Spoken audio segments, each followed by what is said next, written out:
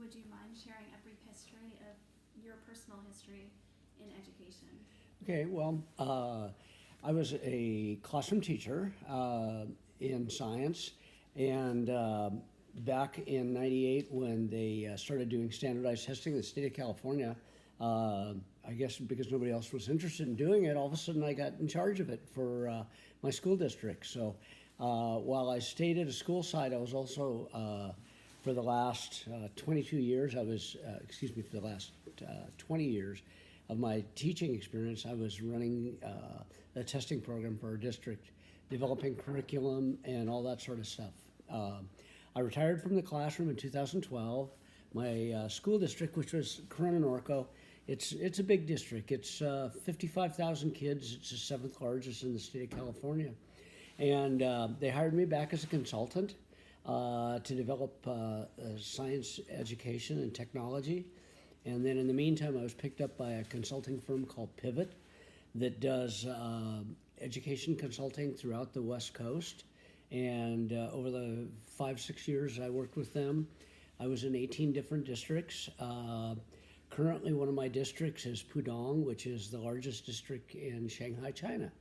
And interesting enough, I'm doing a lot of STEM work with them, a lot of project-based learning.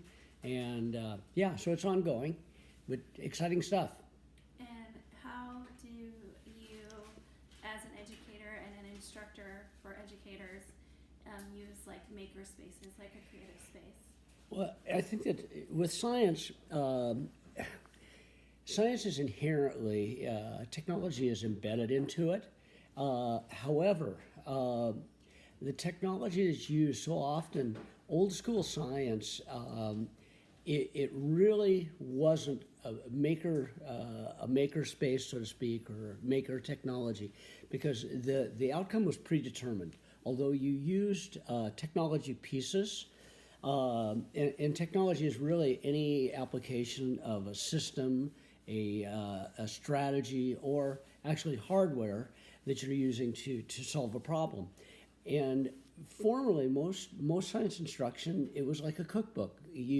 What you did was you were given a protocol to follow, and the outcome was really preordained. So there's nothing novel about it at all. And so with the emphasis, a lot of districts now are having me come in and help them with project-based learning, where you're giving them a real-world problem, and it's open-ended. And the students are in charge of designing their own solution and developing their own pieces of technology to get that solution. So it's much more different. It's very open-ended, very much engaged. You're an active learner, no longer a passive learner. Although you can make an argument for the old school science being an active learner, when the outcome is preordained, the engagement just isn't there. Whereas with this, you're solving a puzzle piece that hopefully has real-world implications, and so it's going to be meaningful to the kids. But as such, inherent in this process is the fact that you probably won't get it right the first time, because sometimes the problem's pretty good size. And inherent in that is you're going to struggle a little bit, and in that we're also bringing in the concept of having a growth mindset, that it's not just enough to try, but you persist in your trying to seek the solution to this problem. So yeah, so it's very much maker. It comes under different terminology, but the whole concept is involved in things that are very on the front burner right now in terms of your growth mindset and your project-based learning. And how have you used technology to support this kind of learning? Well, the definition of technology, and unfortunately most people think that using technology is just either using your computer or using some hardware that could collect data for your computer. And as such, it's very possible that you're still using highly sophisticated pieces of equipment, but you're using them in a way that doesn't really promote technology. I was a part of bringing the International Baccalaureate into our school district. And International Baccalaureate, because it's over the entire, world education system, technology, their definition, I think, is much more accurate. And it can be any use of equipment to solve the problem that you have at hand. So if you give them a problem, they're going to be needing to use equipment to solve that problem, and as such, that definition of technology, it's ingrained in problem-based learning.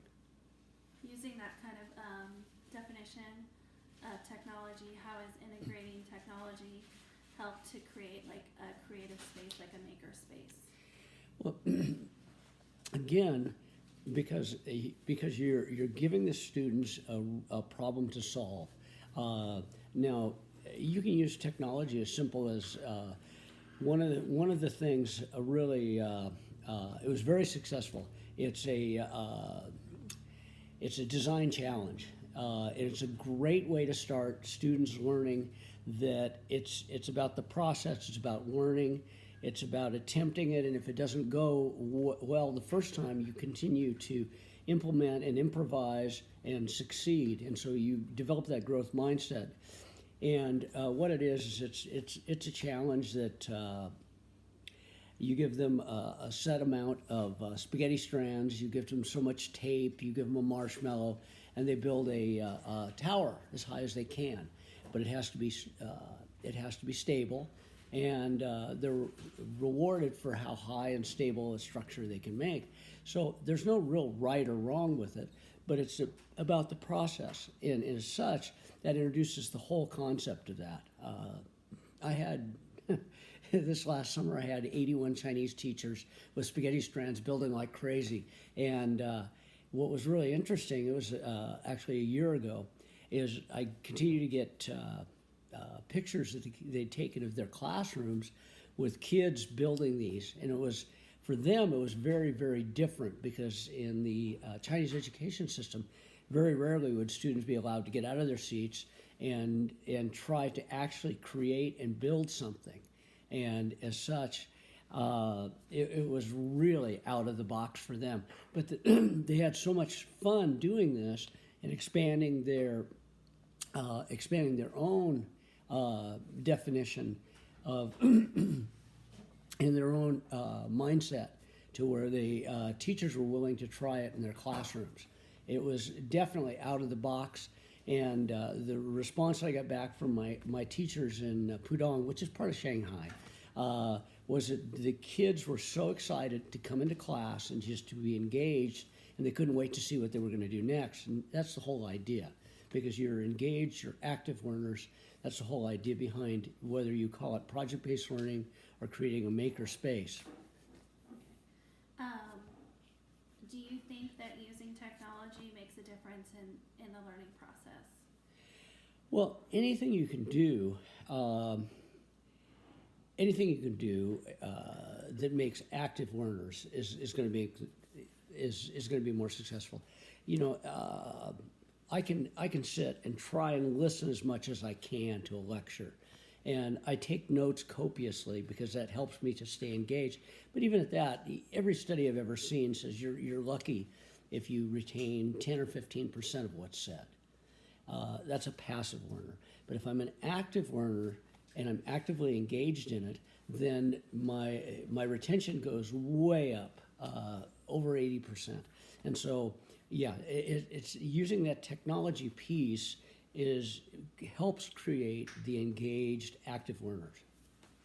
I think we're good. That's done? Okay. Yeah, I don't